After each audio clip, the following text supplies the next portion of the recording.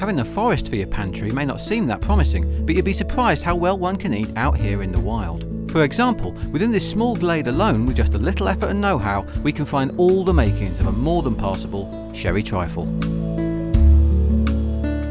First, pine cones. Not too appetising, but left to boil for a week or two, they'll macerate down into this strawberry-like jelly. That's still quite stringent, but an hour or two in the sun will really reduce those tannins.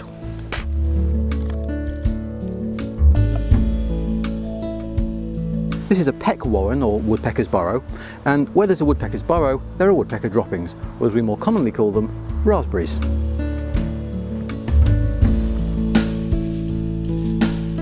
Ordinary looking jawbone, well, true enough, but as there are a few teeth left, if I just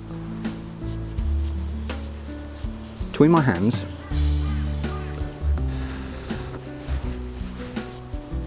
a bit messy, and that's sherry. That is sherry. Now, when selecting any wild growing sponge cake, do your research. These Spongia Victoriana may be delicious, but they also look dangerously similar to the potentially deadly Lucifer's Madeleine.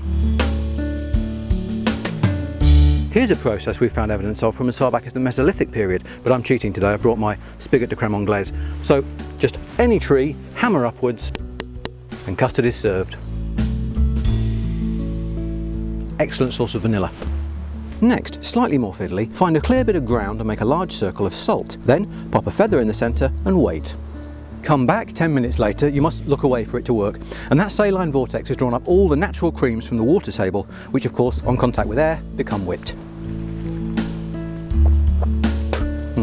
Finally, if you can find a rock with a telltale oxide layer like this, just crack it open like an egg, and if you're very lucky, inside you may find a couple of pearls, by which of course I mean glacé cherries. Now, very important, when freshly hatched, these actually contain a toxin called glacicillin, but that's easily and enjoyably removed with our old friend a poacher's serenade. So just pop them in your trusty Hessian pouch like this, then sing them the British folk song of your choice. As long as it's over 112 years old, they'll be non-lethal in minutes. All in a crown of cockle shells, and she broke me Durham heart. And there you have it. Of course, it's unlikely your ancient ancestors will pop round for dinner, but if they do, you could certainly do far worse than present them with one of these. But the proof of the is in the